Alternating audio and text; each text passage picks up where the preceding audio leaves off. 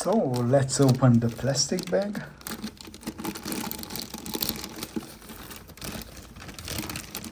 There are some usual identifiers on the back side, and you can see the RCA connector.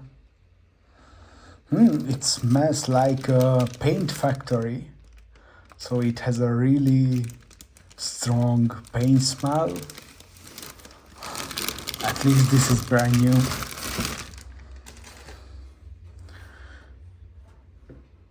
So this is a very simple and very light external speaker. Looks good,